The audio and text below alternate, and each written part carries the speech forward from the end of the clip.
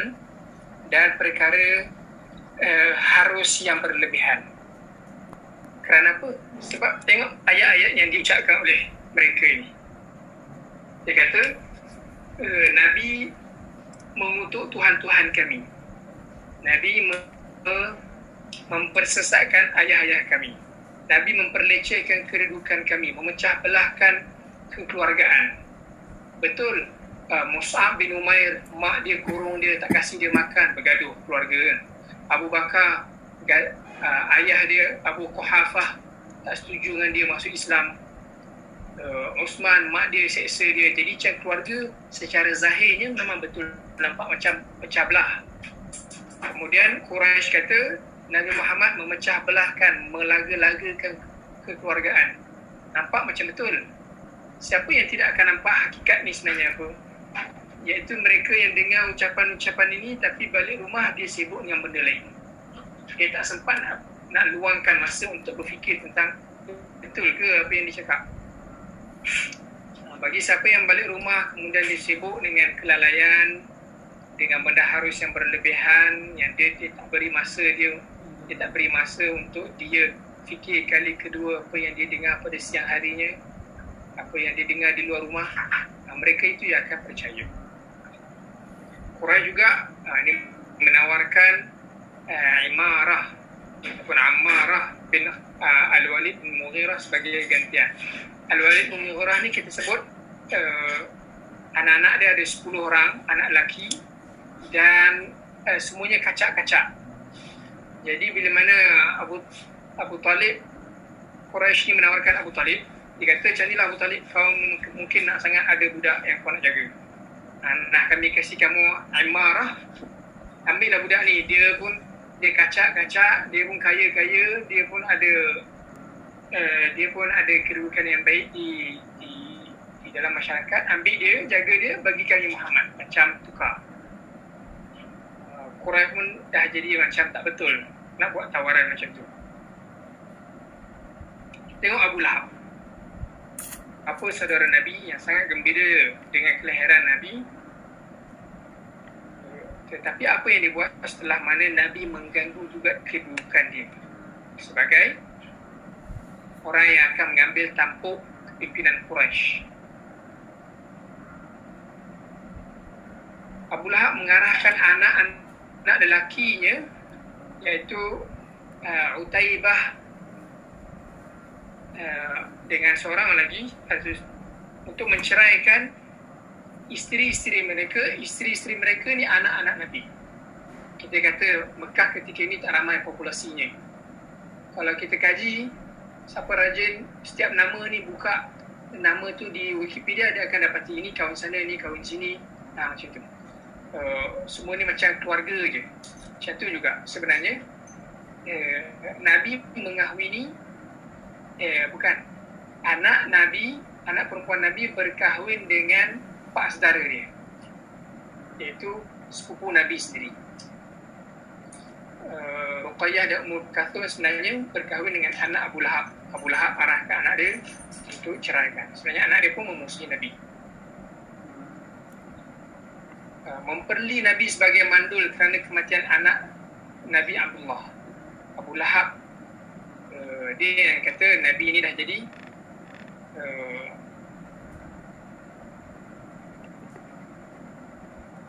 apa dia kata dalam Quran, kata apa,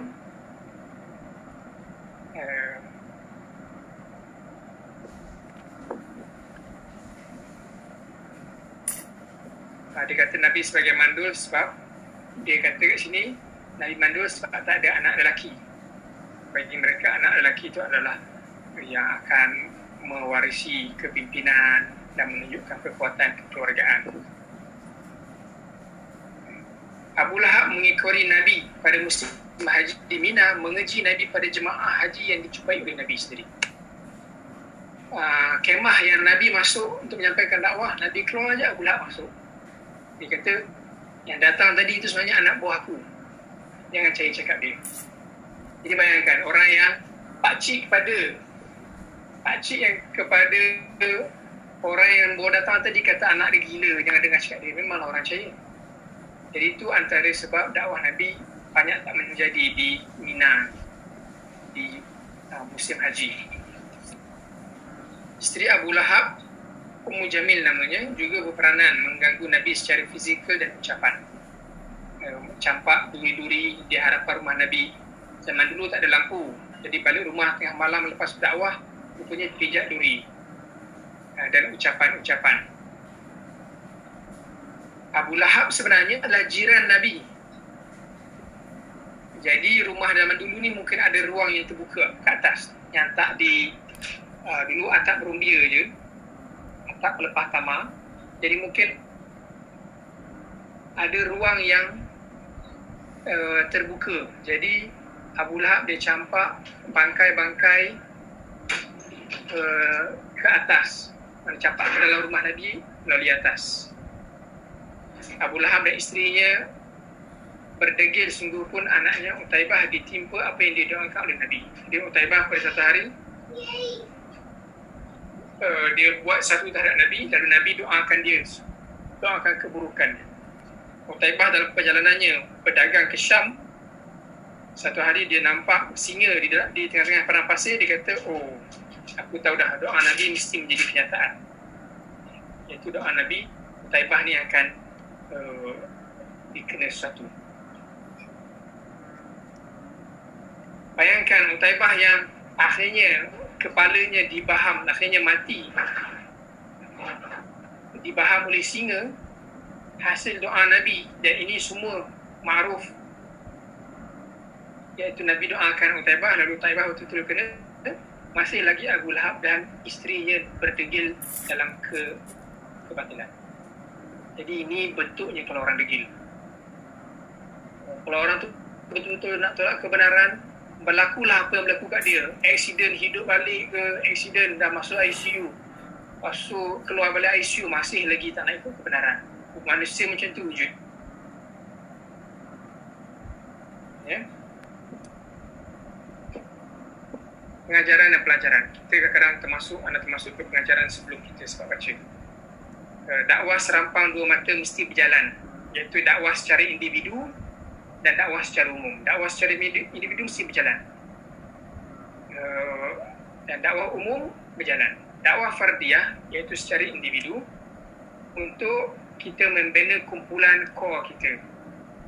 Adapun dakwah umum untuk memberi hak dakwah umum dan membaiki suasana umum agar lebih Islami, yang membantu ke arah pembinaan kumpulan Islam. Jadi kita kena sampaikan dakwah kita di medium Facebook, blog, YouTube, sampaikan dakwah. Tetapi kita ada jiran kita nampak dia soleh, dia pergi ke masjid, kita mesti ajak dia secara personal untuk dia memahami Islam dengan baik. Ya.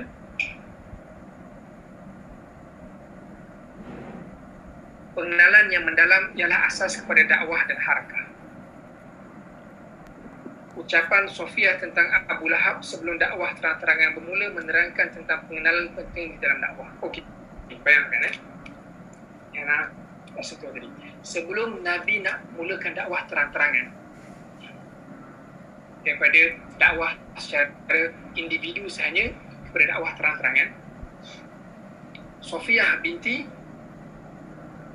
Abdul Muttalib, dia katakan Nabi, betul ke kamu nak buat dakwah terang-terangan? Aku tak rasa Abu Lahab akan terima. Sofia kata. Adik-beradik sendiri dia kenal adik-beradik.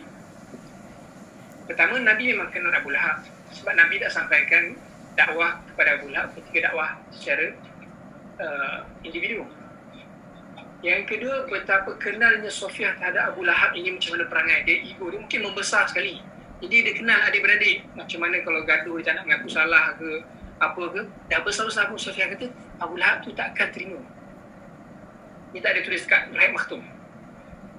Ada tak? Nangis tak ada. Lalu terbukti. Bukan sahaja, kita bayangkan Sofia sebut ini ketika tahun ketiga dakwah, bukan tahun ketiga hijrah. Dan Abu Lahab mati ketika tahun ketiga hijrah. Ada berapa tahun? 10 dan 13 tahun baru terbukti Sofia punya ucapan itu betul, iaitu Abu Lahab ni takkan terima dakwah Nabi. Ini menunjukkan kepada kita tak boleh main-main pengenalan ini. Kadang-kadang pengenalan ini penting. Kita kalau kita kenal, kita buat kerja secara tak bijak. Kalau kita kenal musuh dan kita kenal kawan. Abu Lahab mati di Mekah kerana penyakit dan dia mati dalam kekufuran. Adik-beradiknya sendiri, Sofia, sebut dia takkan terima kebenaran itu 13 tahun lebih awal. Berlakulah pun jadi Perang Badar pun Nabi Muhammad menang. Anak dia Utaibah kena baham singa. Nabi disambut oleh Yathrib. Berlakulah apa berlaku pun, Abu Lahab tidak terima dakwah. Tertarikan untuk tidak menerima kebenaran pelbagai bentuk dan halus, antaranya ego dan legasi. Ya, kita faham perkara ini pelan-pelan dan kita dah faham pun sekarang sebenarnya. Quraisy mengiktiraf Nabi Ismail dan Ibrahim AS adalah Nabi, sedangkan mereka juga manusia biasa, tetapi ego dan keingkaran yang menolak mereka untuk berbohong.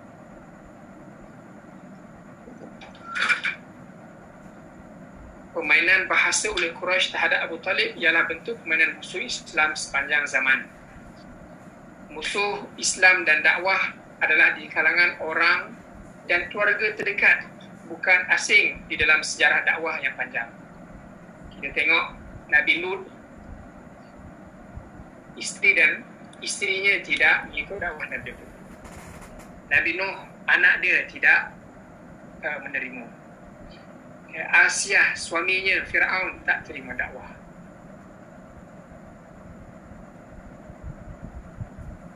Nabi Muhammad sendiri menceraikan 3 orang isteri dia, tak terima dakwah. Abu Bakar menceraikan isterinya, mak kepada Asma, Abu Bakar ceraikan sebab tak terima dakwah. Benda tu biasa sepanjang sejarah. Kita jangan terikut. Kadang-kadang kita sekarang ni terlampau lemah. Kita ikut kawan lagi, bukan ikut keluarga.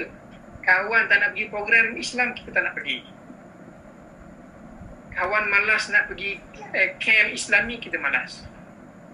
Kawan ajak pergi jalan-jalan ke jalan-jalan melancong, tapi kita ada panggilan lain untuk program daurah, kita dah lemah. Belum keluarga lagi. Sedangkan cabaran kekeluargaan itu sebenarnya wujud sepanjang sejarah dakwah Nabi. Dia tidak asing.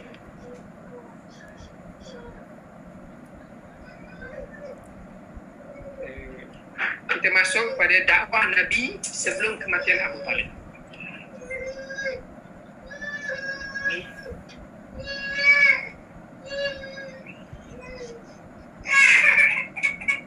Kasih dia handset ni.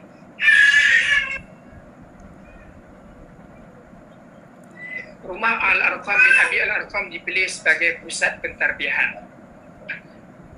Rumah Al-Arqam ni sebenarnya di kaki Bukit Safa, di tempat orang kumpul je. Tapi itu strategi, iaitu Al-Arqam ini daripada Bani Makhzum.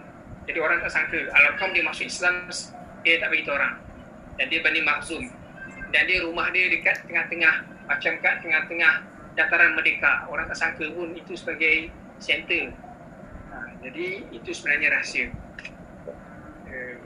Itu dakwah Nabi secara rahsia di rumah Al-Arqam. Antaranya ada rumah-rumah lain dibuat sebagai pusat-pusat perbincangan. Bila ada wahyu turun, Nabi sampaikan di situ. Lepas tu disebarkan secara senyap kepada sahabat-sahabat yang lain. Yang kedua, hijrah ke Habsyah berlaku pada bulan Rejab tahun ke-5. Dah tak tahan. Penyiksaan berlaku. Maka Nabi cadangkan untuk berhijrah.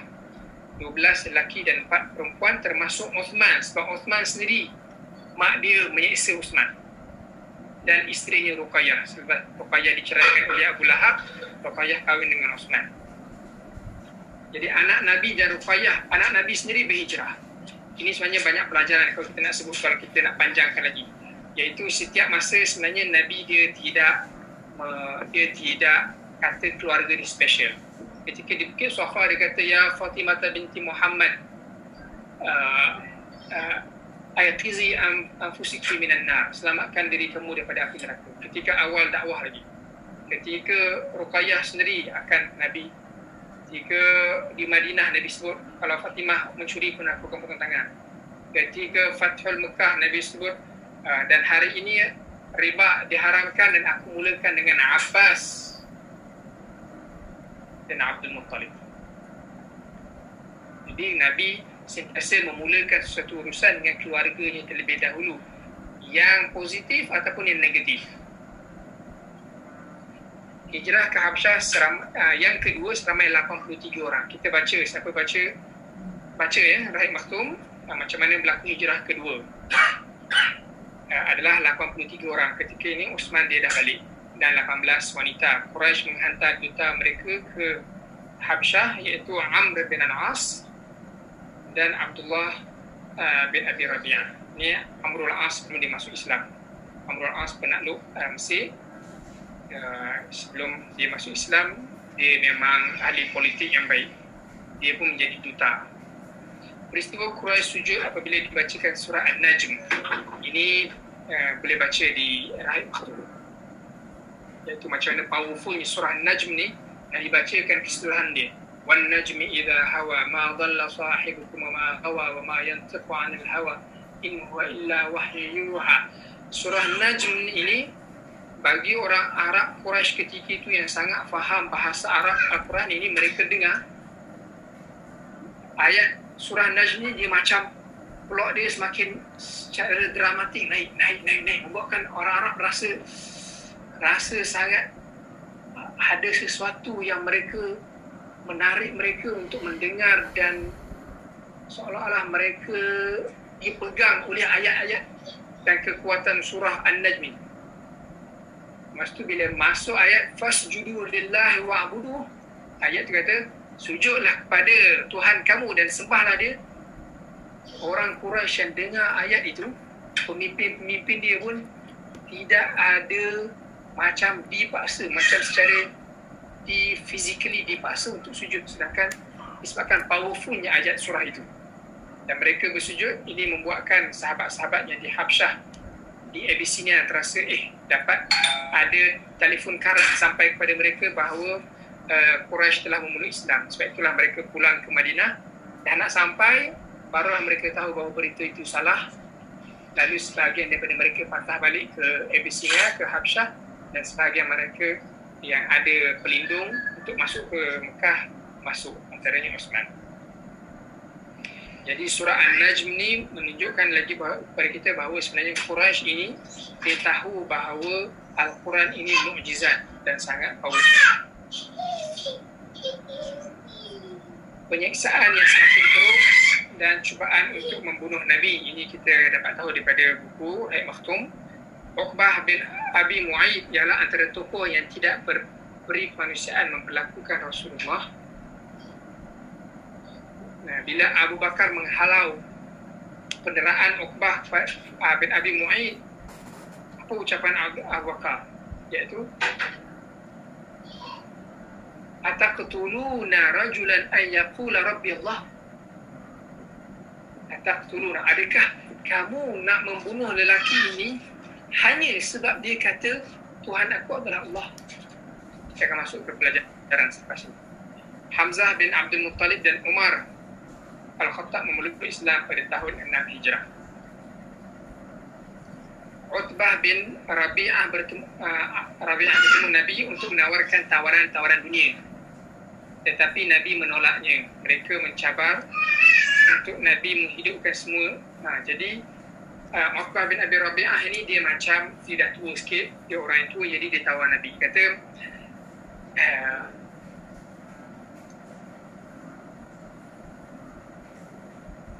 lau kunta bima ji'ta bihi innama turidu bihi malan. Kalaulah sebenarnya apa yang kamu nak buat dah lama dah. Kita drama kita ni panjang, Muhammad kata macam tu. Drama kita dah panjang, seksa macam ni lah. senang cerita. Terus terang je Muhammad, kalau kamu sebenarnya nak duit, bagi tahu. Kami akan jadikan orang paling kaya. Kalau kamu buat semua benda ni sebenarnya, namun kamu nak jadi raja, bagi tahu. Kami akan jadikan kamu raja. Kalau kamu nak ni buat semua benda ni, sebab kamu nak perempuan. Utbah kata, kamu tahu dan seluruh kota Mekah ni tahu anak perempuan aku yang paling cantik. Boleh bagi kamu. Kalau kamu sebenarnya sakit, tapi tak ada nak beritahu kamu sakit, beritahu je, kami akan cari doktor yang paling mujarab sekali. So, Nabi jawab dengan baca ayat Quran. Ini kita baca dalam buku dan antara lagi mereka kata macam ni dan Nabi, kamu hidupkan balik, kamu ni hebat sangat, hidupkan balik semua atuk-atuk kami. Dia kata hidupkan balik Qusay bin Kilab. Kalau Qusay perlu Islam, kami perlu Islam. Macam tu sekali mereka nak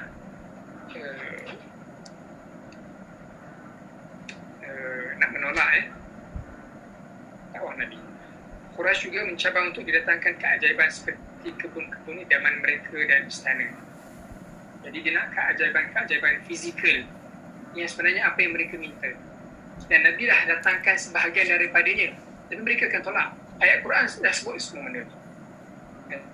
Kalau kami jadikan malaikat berjalan di celah-celah mereka, Nabi, kami jadikan malaikat berjalan bersama mereka di pasar, Al-Quran sebut, mereka tetap akan menolak.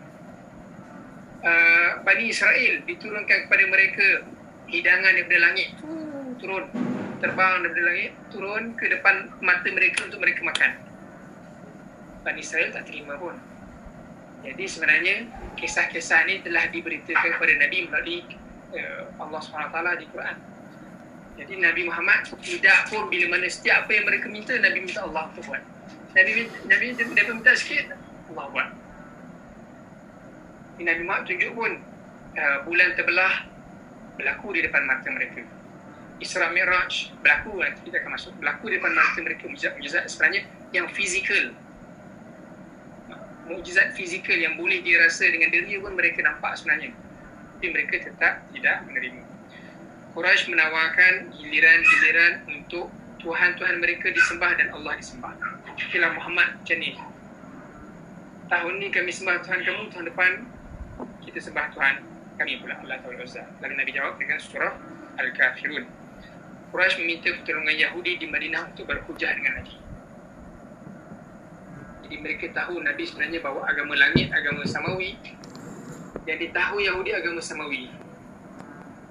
Mereka jumpa, akhirnya datanglah macam surah Al-Kahfi.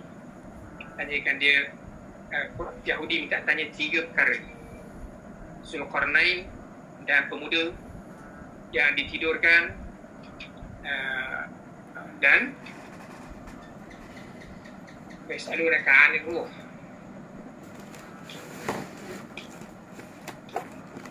Tanyalah tentang roh. Nabi jawablah. Orang Yahudi kata kalau dibagi jawapan macam ni, maksudnya dia betul Nabi.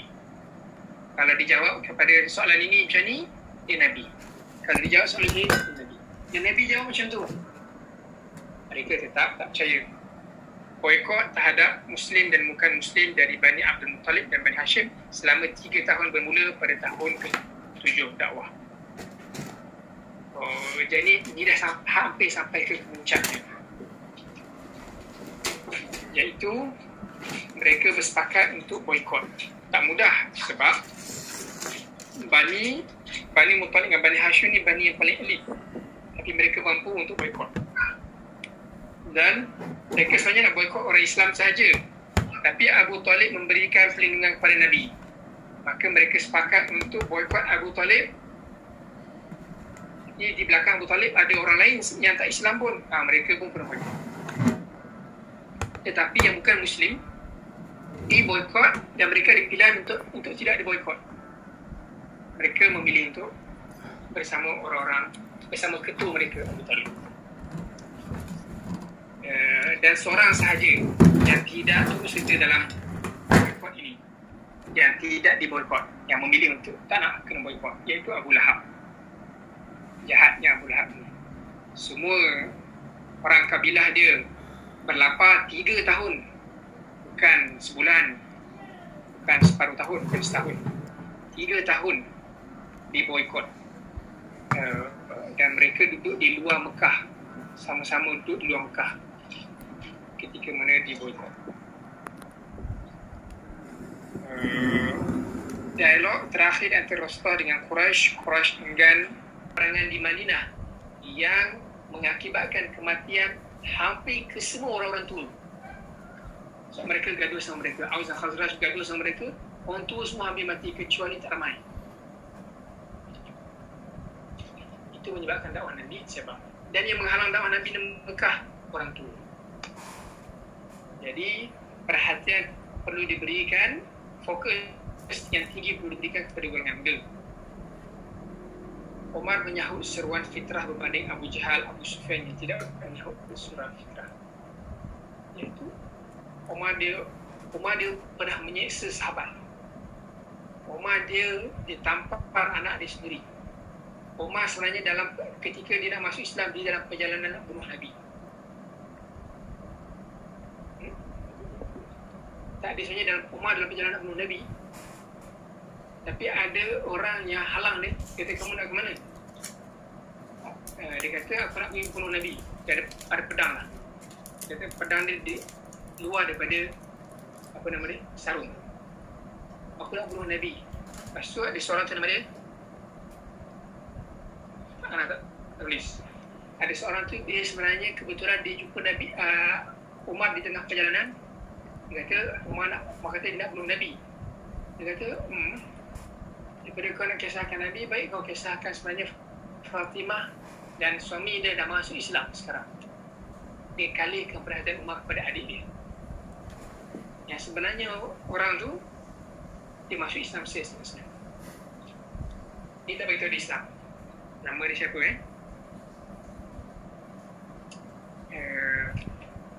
dia mengahwini Zainab. Nama dia Abdullah bin Abdullah. Dia akhirnya dia divert perhatian Umar daripada nak bunuh Nabi kepada pergi ke adiknya Fatimah binti Al-Khattab. Akhirnya kat situ berlakunya pengislaman. Kat sini ada kefahaman untuk kita selamatkan ketua pemimpin Islam, sungguh pun terpaksa terbunuhnya orang bawahan ataupun bukan kepimpinannya. Dia nak selamatkan Nabi, dia bunuh, kantaikan kawan dia yang masuk Islam. Fatimah tak nak beritahu orang masuk Islam kan? Tapi tak apa, kita kantaikan dia masuk Islam supaya Nabi tidak dibunuh. Itu ada perbincangan panjang lah dalam fiqh. Para Khabbab bin Arad mengajar Sa'id bin Zaid dan Fatimah Al-Khattab menunjukkan kedudukan dalam sistem sosial tidak ditolak, mampu ditolak.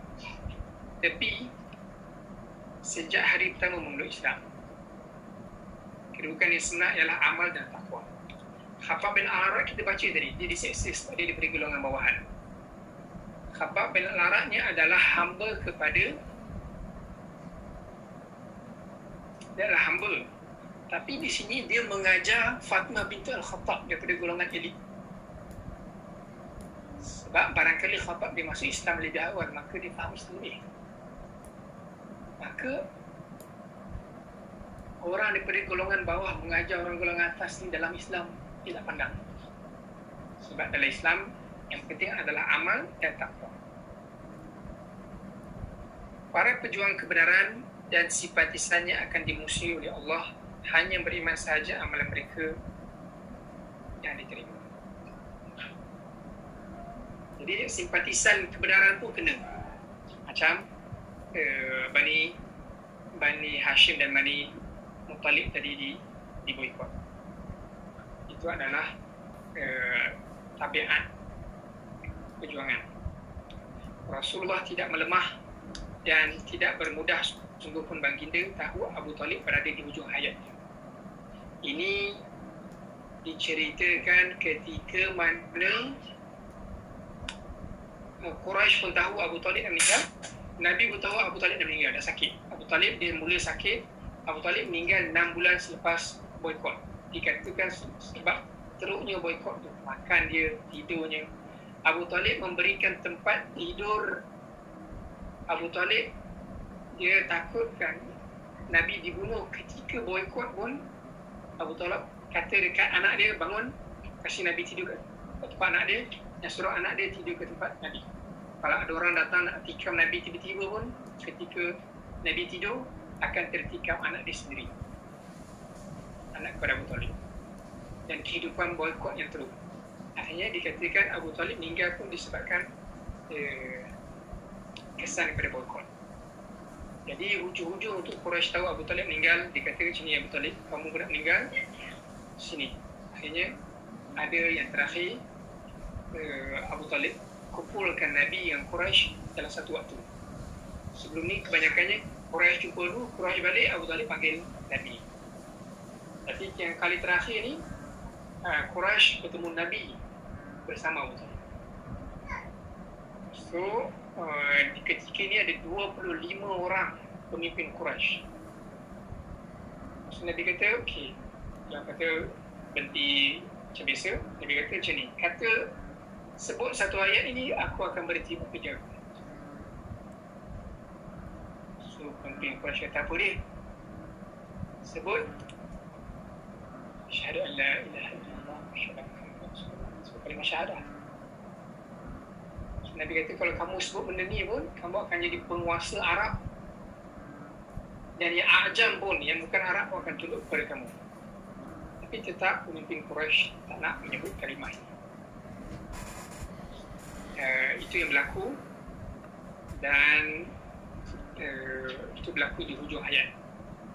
Iaitu Nabi ketika dia tahu pelindung dia nak meninggal pun, dia tetap tidak berkompromi dakwah. Kematian Abu Talib bin Khadijah. Abu Talib meninggal pada tahun ke-10 dakwah, iaitu 6 bulan selepas boikot tamat.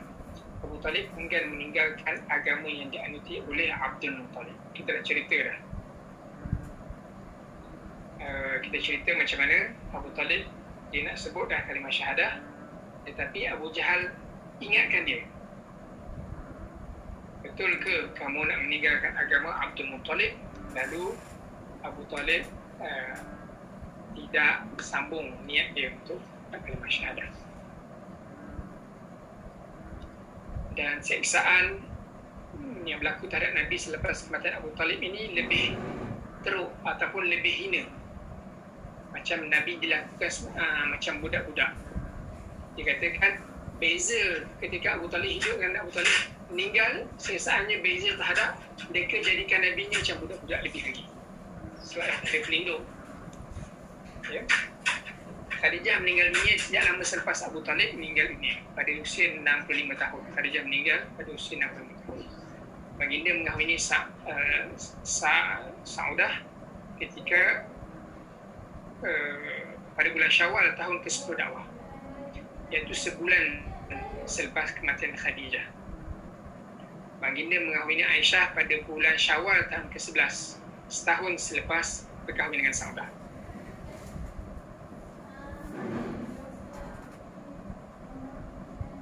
Jadi ini dinamakan tahun kesedihan. Sebab Abu Talib meninggal, sedih dah, dan Khadijah meninggal. Maka ini dan peristiwa dakwah ke Taif. Nabi berdakwah ke Taif tidak lama selepas itu.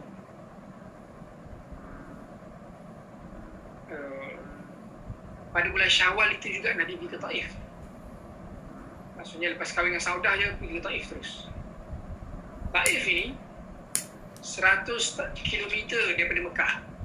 60 batu, dia kurang 100 kilo daripada Mekah. Nabi pergi berjalan kaki, bukan naik unta, bukan naik kuda. Bersama Zaid bin Al-Harithah. Kenapa Nabi pergi ke Taif? Sebab nak cari tempat baru. Nabi tahu Mekah dah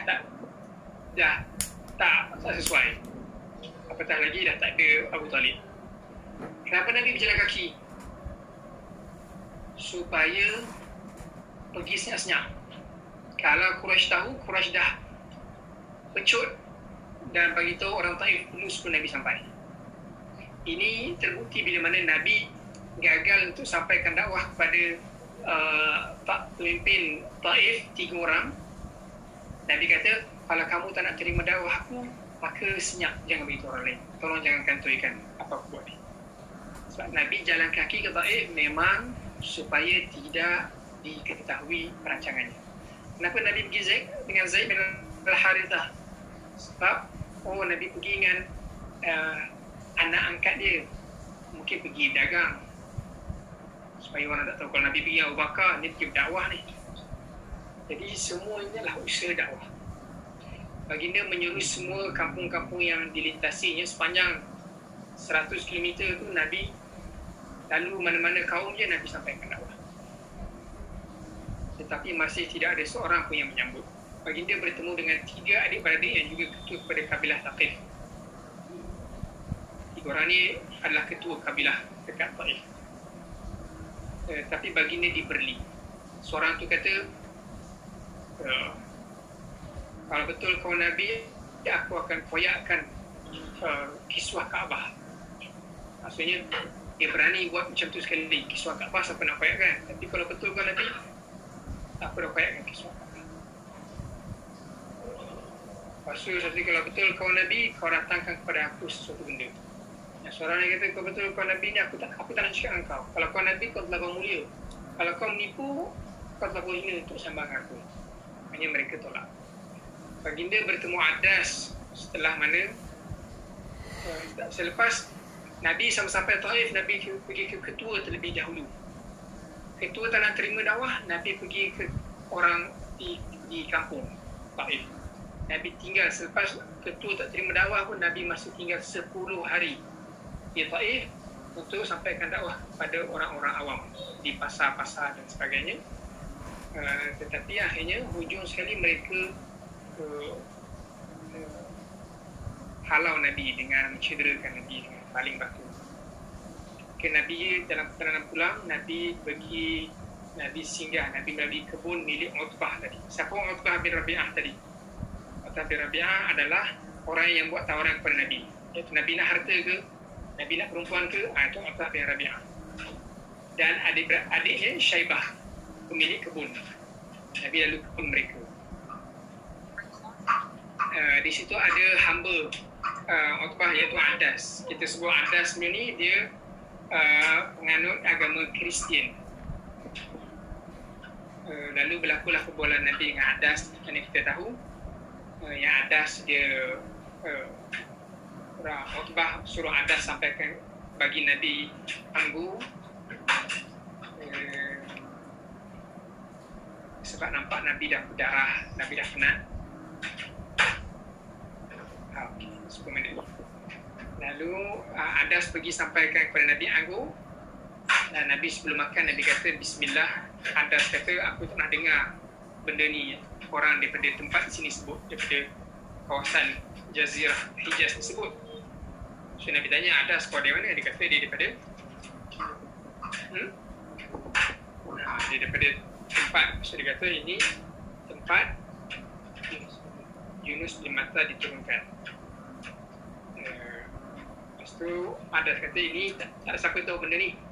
Dekat Hijaz tak ada siapa tahu maklumat ni, melainkan dia seorang Nabi. So Nabi kata, aku adalah Nabi, aku adalah adik-beradik, ataupun aku adalah adik-beradik kepada Yunus bin Matta. Bayangkan Utbah bin Rabi'ah ni dia mati dalam perang Badar.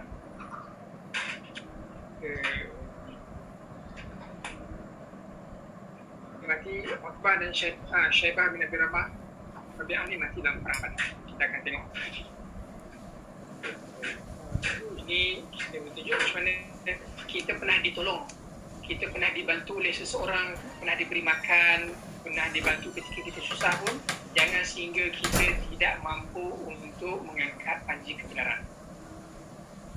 Betulnya Nabi nampak Utbah dekat perang Badar, so Nabi tak nak bunuh dia sebab Utbah pernah kasih dia anggur ketika dia dibaling batu. Tak boleh. musuh tetap musuh, sungguh pun kita ada terhutang budi dengan dia.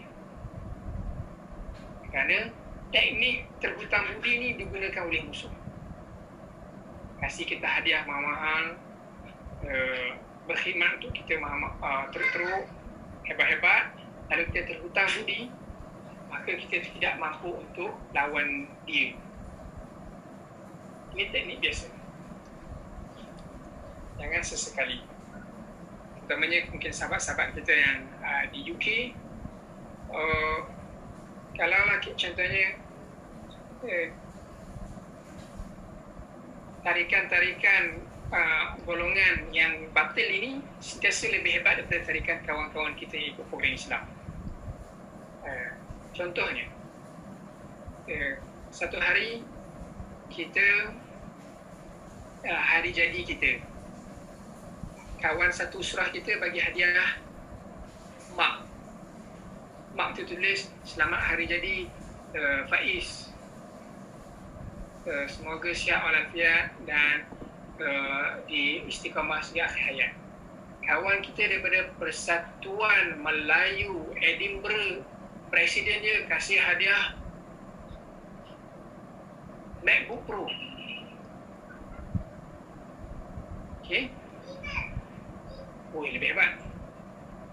Satu hari kita dah ikut surah lama-lama, kita ada satu forum dengan kawan kita tu yang menghadiahkan MacBook Pro.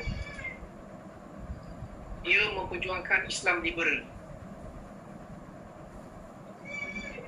Kita nak memperjuangkan dakwah Islam yang sahih dan yang sebenar. Adakah kita terpaksa filter ayat-ayat kita kerana kita yang di hadapan kita tu orang sangat berjasa dengan kita? Kebanyakan orang dia akan lower dia punya tone. Kalau dia berhadapan dengan orang yang berjasa dengan dia sangat kuat. Dalam Islam tidak. Nabi Abu Talib dia berjasa macam mana sekalipun, Nabi kata Abu Talib dalam neraka. Syaibah, Utbah macam mana dia berjasa terhadap Nabi pun, dia dibunuh ketika perang Badar. Jadi ini tak mudah. Dia kalau sehingga ke benda itu berlaku dekat kita. Contohnya ni kawan kita yang hadiahkan kita MacBook Pro, ajak minta kita jadi AJK program. Ahli surah kita yang hadiahkan mak minum air, cawan minum air, ajak kita jadi AJK program ketika musim panas. Kita nak ikut siapa? Tak mudah. Sebab apa? Orang kebatilan sentiasa ada resources yang lebih, duit yang lebih banyak daripada kebenaran. Dalam sejarah dakwah Islam, kebatilan lebih sentiasa ada duit daripada kebenaran. Kalaulah duit dan material ini membuatkan kita boleh kompromi dan kita lower kita punya tone, kita memang tak boleh pergi jauh. Kita segera masuk balik. Kumpulan jin menyambut dakwah Nabi ketika Nabi dalam perjalanan pulang ke Mekah. Ini Allah nak memberi semangat kepada Nabi, bahawa sebenarnya walaupun tak ada manusia, Nabi buat trip 100 km pergi dan 100 km balik, ni tak siapa masuk Islam. Tak ada siapa masuk Islam dalam trip 200 km pergi dan balik dengan jalan kaki ini. Tak ada siapa Islam. Allah nak gembirakan Nabi dengan sebenarnya ada yang masuk Islam, iaitu jin. Nabi masuk semula ke Mekah dengan perlindungan Mut'im bin Adi. Sampai hari ini kita jumpa dia sebelum ini, dan dia adalah tokoh yang baik terhadap Nabi, dan dia sekarang ni sehingga Nabi berhijrah, Nabi di bawah perlindungan Mut'im bin Adi setelah Abu Talib meninggal. Dan Mut'im bin Adi ini pun dia meninggal dalam kesyirikan sebelum perang Badar. Nabi berdakwah kepada jemaah haji di Mina, dan kisah dakwah Nabi kepada Bani Amir bin Sa'sa'ah. Ini satu kisah ni. Ni kita kena ambil waktu untuk cerita sikit. Jadi seperti biasa, sejak tahun keempat dakwah lagi, Nabi dah mula berdakwah kepada orang di Mina, jemaah haji. Dan berlaku di hujung-hujung Selepas kematian Abu Talib, Nabi lebih rancak berdakwah kepada orang di Mina ini, sebab Nabi nak tempat baru. Nabi perlu lokasi yang baru selain Mekah untuk memulakan dakwah dia. Lalu Nabi lebih rancak dan lebih bersungguh mencari tempat baru.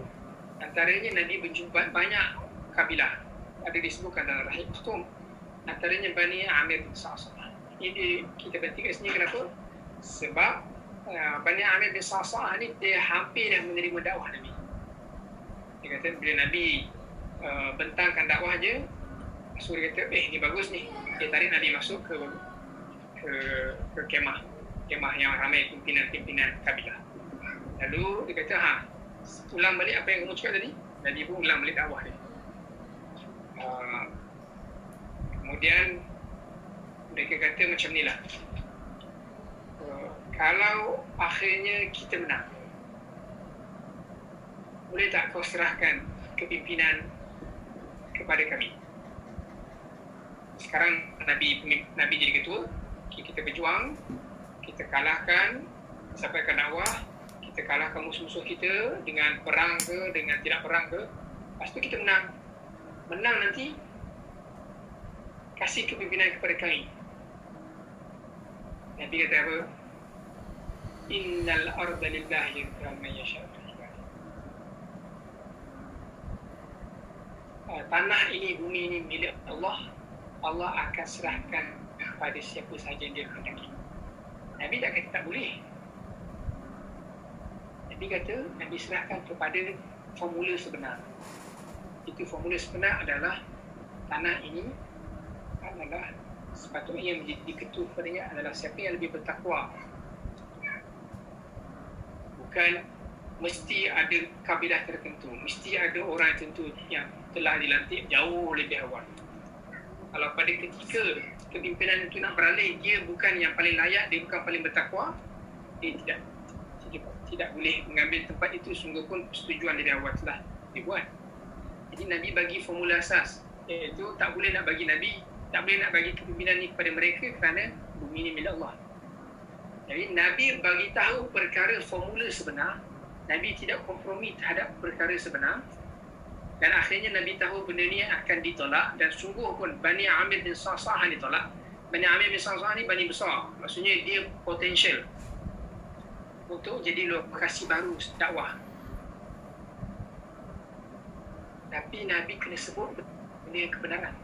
Sungguh pun akhirnya Nabi tidak dapat mereka. Nabi sekarang ni umpama dia hidup dan mati. Dia umpama hidup dan mati. Tapi dia terpaksa sebut kebenaran. Antara individu-individu dari luar Mekah yang memeluk Islam ialah Su'aib bin As-Samit, Iyas bin Mu'az, Abu Dzar Al-Ghifari, Tufail Ad-Dawsi, Diman Al-Azdi, dan 6 orang pada Yathrib. Ini kisah-kisah setiap seorang ni ada disebut dalam Rahim Maktum. Dua yang pertama, Su'aib bin As-Samit dan Iyas bin Mu'az ni daripada Yathrib juga.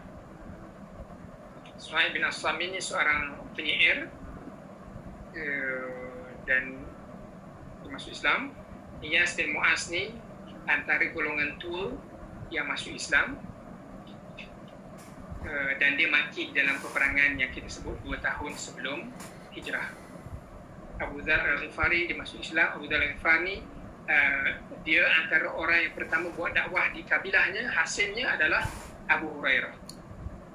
Tufail Ad-Dawsi, ketua kabilah, akhirnya keislaman dia menyebabkan hampir keseluruhan kabilahnya memeluk Islam dan berhijrah ke Madinah bersama Nabi setelah perang Khandaq.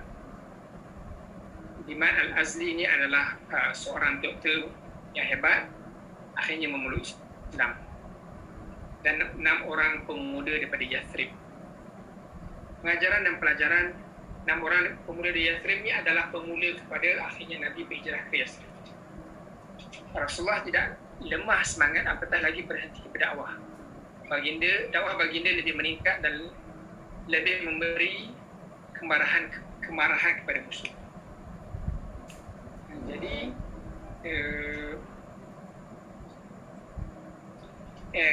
macam mana kita nak simpulkan sebenarnya dakwah kita ni semakin baik, iaitu musuh Islam semakin marah. Kalau musuh Islam tak kisah kita buat kerja, maka kita kena bimbang, kita tak buat benda yang betul. Benda yang betul memarahkan musuh Allah Subhanahu Wa Taala. Dakwah ke Taif menunjukkan Nabi mengambil segala sebab-sebab kemenangan untuk berjaya. Nabi tak jadi macam aku Nabi, selamatlah, pergilah dengan Abu Bakar, syok-syok pergi dengan Abu Bakar, naik unta. Tak.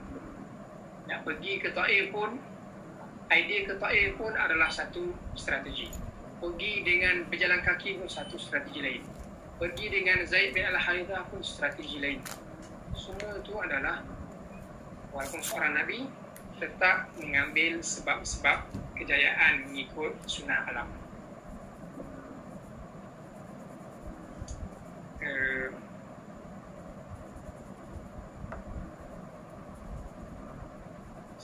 Jam berapa? 5 minit. Kita dah habis waktu kita sebenarnya, terutama untuk orang Malaysia dah tengah malam. Ada apa-apa soalan? Soalan kat chat box.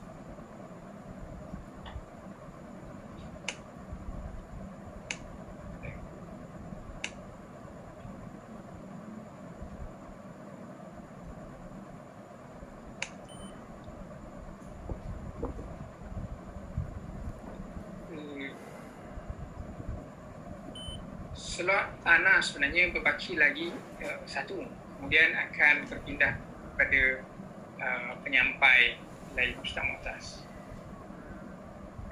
Tetapi bahagian tanah masih ada banyak lagi. Terutamanya macam mana? Sepatutnya plan kita ada 9 slot. Kalau ada akhirnya jadi 10 slot dan mengambil sehingga 10 minggu, boleh ke untuk semua orang? Kena ke dengan semua orang? Kalau ada yang tak kena, tak apa, kita akan cuba, kita akan kompreskan untuk minggu depan sebanyak mungkin. Yang tadi pun itu dah banyak syukuran jazilan Ustaz.